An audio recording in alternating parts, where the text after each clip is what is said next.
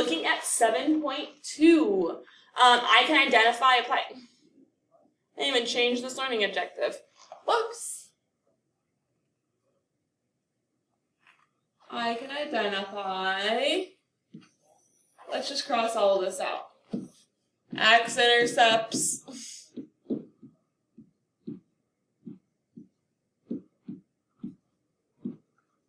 and maxes and mins.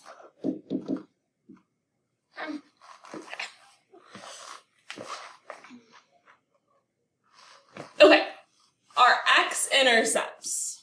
What is an x-intercept? On a graph, an x-intercept is the point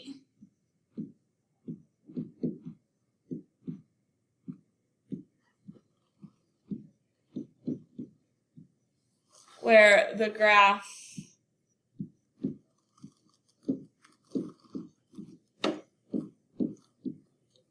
crosses the x-axis. All right, you looked at that a lot last year with various linear and quadratic things, right? Okay, but our x-intercept is that point where it crosses the x-axis, right? So if I have like a polynomial, beautiful, these are my x-intercepts, right? The other thing to know about an x-intercept is at that point, y equals 0. That's important to know if you just have values and not the actual graph of it. All right, and then what we have is our fundamental theorem of algebra. Okay, so our fundamental theorem of algebra states every polynomial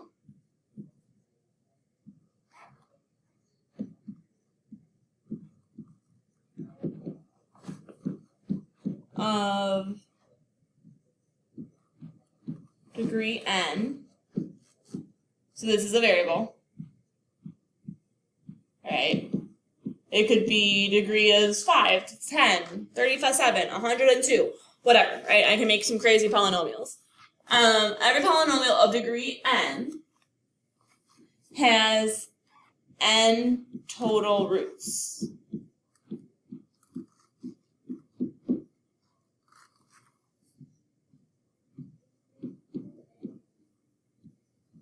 Roots is another word for your x-intercepts.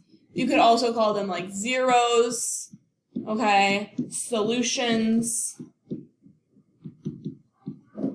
X-intercepts have lots of names, okay? So every polynomial of degree n has n total roots. Now this is not super helpful to what we're doing in this class because what could happen is these roots could be imaginary.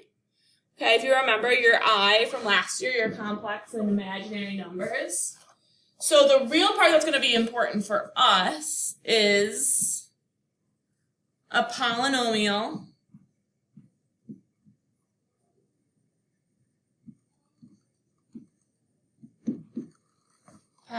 yeah, okay, has at most n real roots. The real roots are what we care about, okay? And real just means they actually fall on our real number line. They're not imaginary, right? So a polynomial has at most n real roots, okay? So if I have a degree of 4, I have at most 4 roots. I could also have 3, 2, 1, or 0, okay? If I have a degree of 4, I could never have 6 x-intercepts. It's not going to happen. You have at most 4. And that is our fundamental theorem of algebra.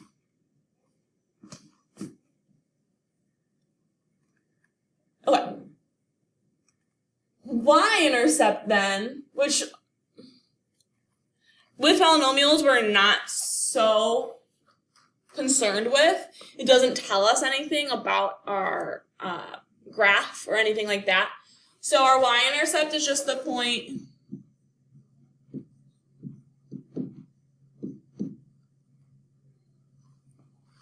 where the graph crosses the y-axis.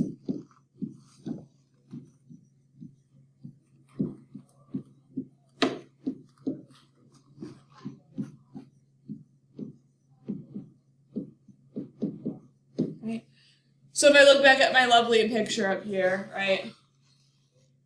Hey, look, I have a y-intercept here. And polynomials always only have one y-intercept because it is a one-to-one function, because it is a function. It's not a one-to-one function. It is a function, and you can't have more than one y value at any given x value. Okay, so only one y-axis or y-intercept for every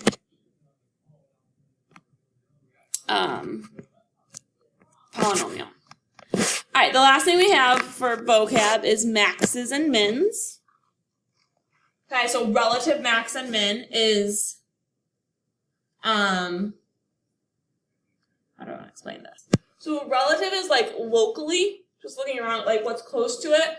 So,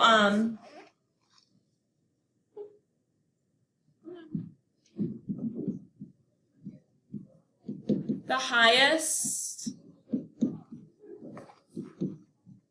or lowest point locally. Okay, so the highest point is like the top of a hill. It'll look something like this, and it'll have the highest point there. And the lowest point is like the bottom of a valley. So again, if we look here, I have a max, right? It's the top of my hill. Versus here and here are mins, or minimums, right? So you'll see just max and min a lot to abbreviate all of that. But relative max and mins are the highest or lowest points locally.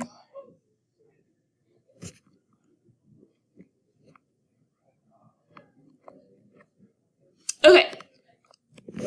For each graph, identify the x-intercepts, y-intercept, any maximums or minimums. Then use the x-intercepts to write the equation of the function in standard form. Okay, looking at example 1. Jumped. Okay, so for each, we are going to look for our x-intercepts first. So, again, our x-intercepts are where we cross this x-axis.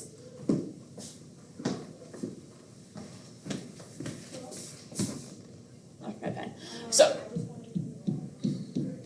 there's my x-axis. So I see a point here where we cross the x-axis, and a point here where I cross the x-axis. So my x-intercepts are at x equals -3 and x equals 1.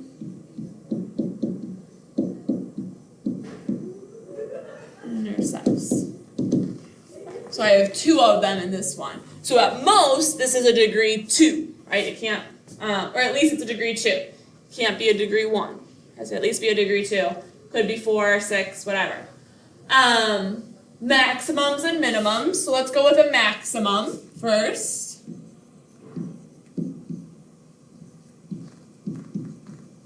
Remember, maximum looks like hills.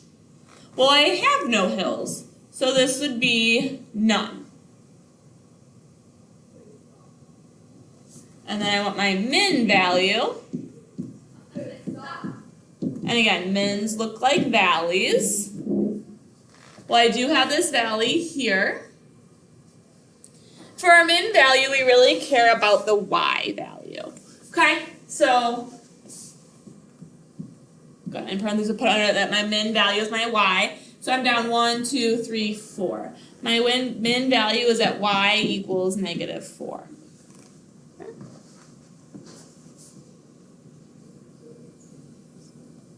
So then we want to use this to write our equation in standard form. We've actually kind of done this already with our little interim unit. Remember, if I have x equals -3, I can go, that's the same as x plus 3 equals 0. If I add 3 to both sides, we're just going the opposite way. And if I have x equals 1, that's the same as x minus 1 equals 0. If I'm like subtracting 1, here I'm adding 3. Well, now I can say this function is these two things multiplied together.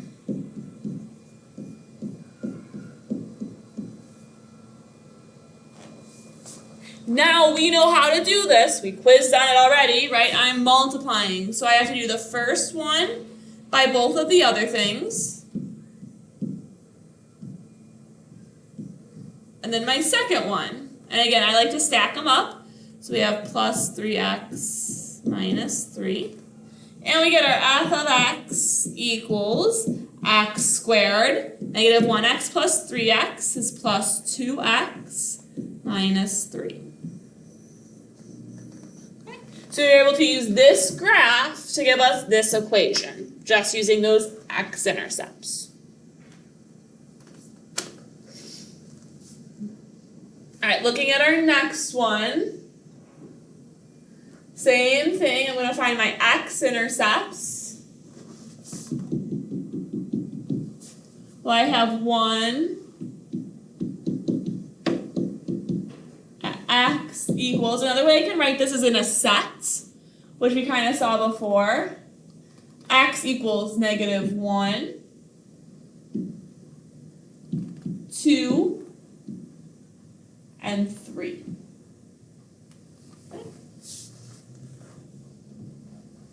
My max,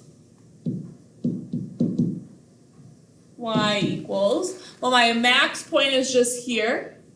That's about 3.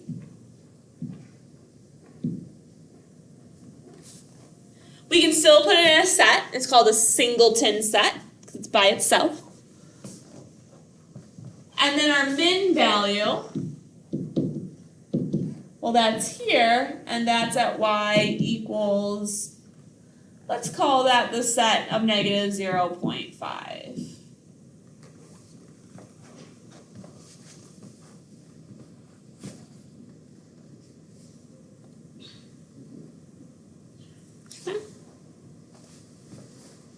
Same thing though. I'm going to use my x-intercepts to create this graph. Well, I have x equals negative 1. If I add 1, I get x plus 1 equals 0. I have x equals 2. So I'll subtract 2 and I get x minus 2 equals 0. I have x equals 3. So I'll subtract 3. X minus 3 equals 0. So my f of x is all 3 of these factors, as we call them. Again, to multiply, I start by multiplying just the first 2. X times x and x times negative 2 is x squared minus 2x. 1 times x and 1 times negative 2 is 1x minus 2. And I get x squared minus 1x minus 2. And I'm going to bring this down.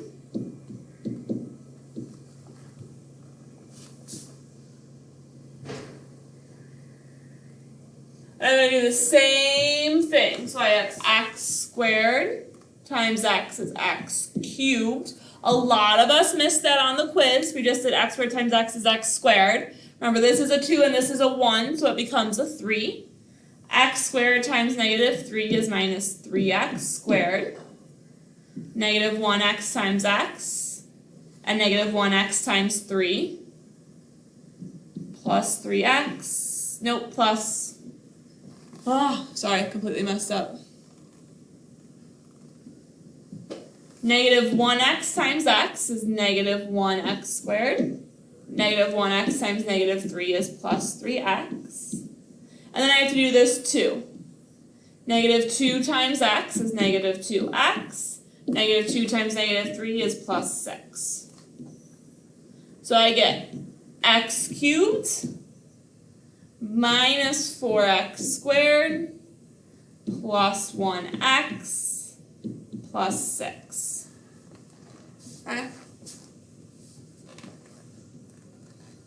So here's a function that has these x-intercepts. Probably looks somewhat like that.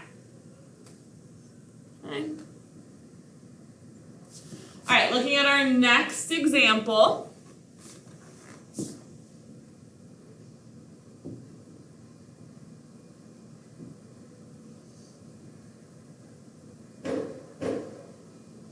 am I doing? X-intercepts first. Oh, let me make this, zoom this in.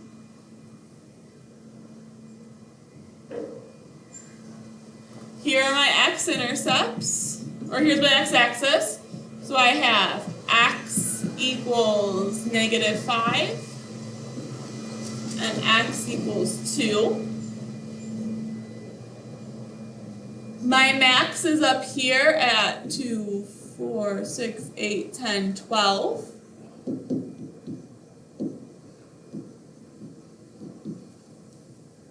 Showing you all different ways of writing these things. There's lots of different notations you can use, and it's okay to use different notations.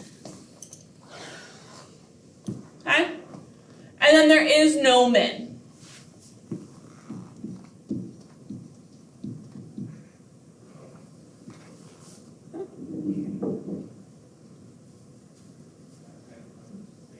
So we have x equals -5. We get x plus 5. And x equals 2. We get x minus 2. So we have f of x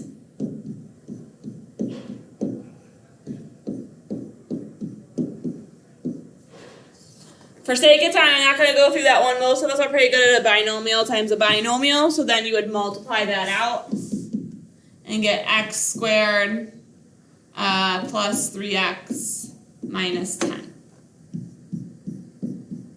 Okay. If you need more practice, feel free to actually do those steps. Okay. Same thing here. Our x-axis is here. We're at -1. We're at x equals 0. And we are at x equals 2. For our max, 1, 2, y equals 2 is our max. Our min value, well again, y equals -0.5 is our min. Okay. Writing our equation, well, I have x equals -1. So that's x plus 1. I have x equals 0. If x equals 0, you're already done, right? Because that's what we're actually trying to get. We're trying to get them equal to 0. To know that they're a factor of it. Done. And then x equals 2. I'm going to subtract 2. Done. Okay? So my function is x plus 1 times just x. Okay, so when you have that 0, it's that. And then x minus 2. Multiplying these out. This one's easy. It's really just a monomial times a binomial. So you have x times x, which is x squared, and 1 times x, which is x. And I'm going to bring then down this x minus 2. Okay, so this one is really basic distribution. Now again, I'm foiling. So I have x squared times x, which is x cubed. X squared times -2 is minus 2x squared. And then x times x is plus x squared. And then x times -2 is minus 2x. So I get my function is equal to x cubed minus 1x squared minus 2x.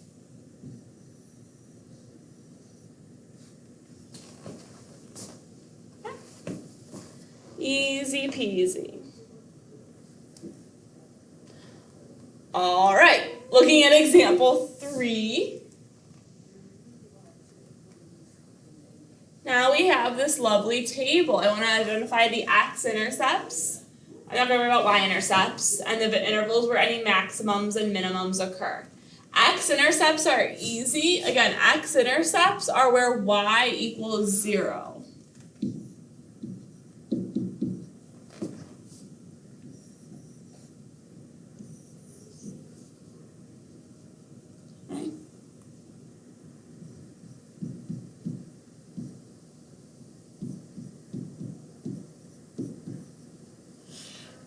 max and mins are a little harder, and what I do is I just end up graphing it. At -5/2, I'm at -12. So each of these is going to be a half.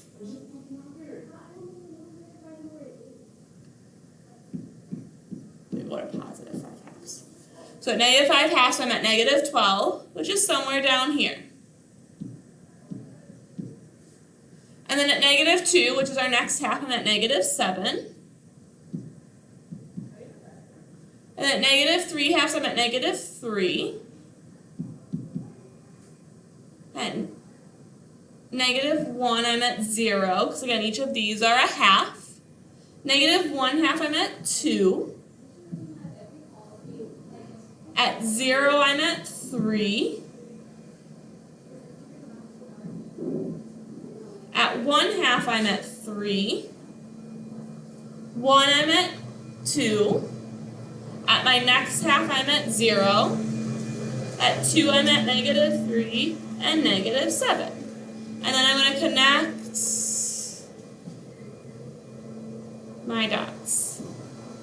So I'm looking for a max.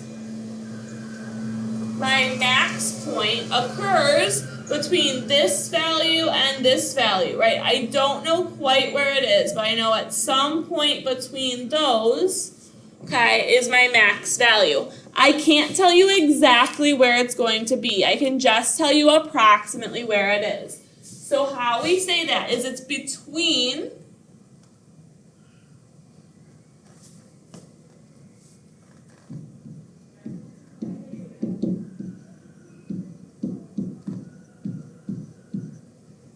zero and 1/2, right? Those are my two higher points.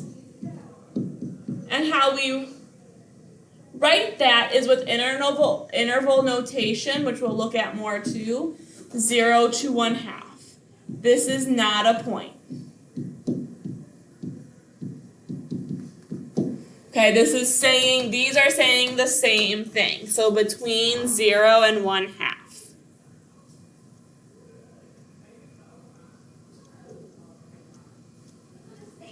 Okay, let's find our function, and then we'll do example B in class tomorrow.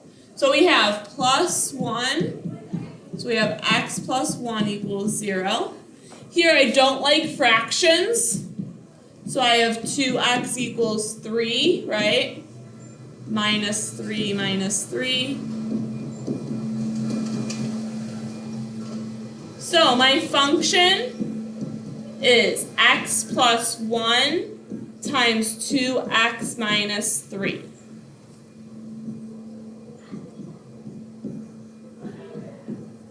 Which equals 2x squared minus 3x plus 2x minus 3. So f of x equals 2x squared minus 1x minus 3. And we'll go ahead and do example B tomorrow in class. Have a great night.